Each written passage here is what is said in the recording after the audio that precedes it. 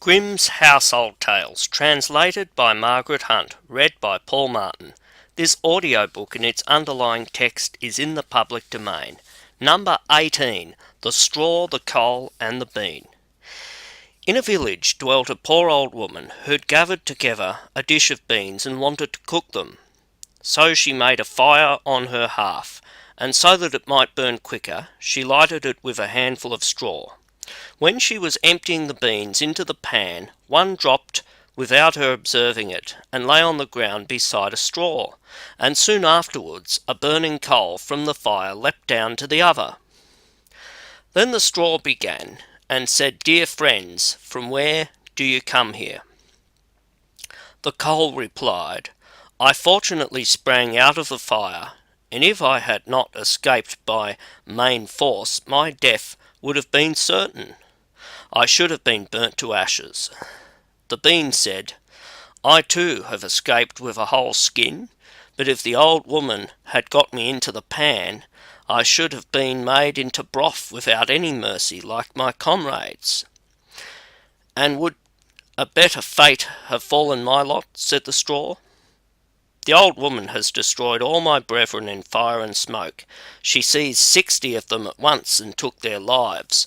I luckily slipped through her fingers." "But what are we to do now?" said the coal. "I think," answered the bean, "that as we've so fortunately escaped death, we should keep together like good companions, and lest a new misfortune should overtake us here, we should go away together to a foreign country." The proposition pleased the two others, and they set out on their way in company. Soon, however, they came to a little brook, and as there was no bridge or footplank, they did not know how they would get over it.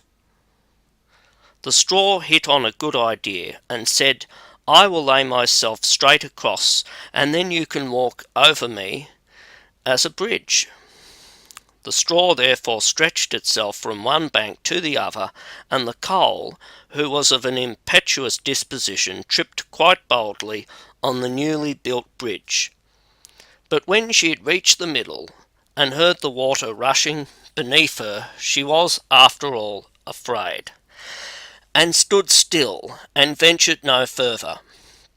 The straw, however, began to burn, broke in 2 pieces, and fell into the stream. The coal slipped after her, hissed when she got into the water, and breathed her last. The bean, who had prudently stayed behind on the shore, could not but laugh at the event, was unable to stop, and laughed so heartily that she burst.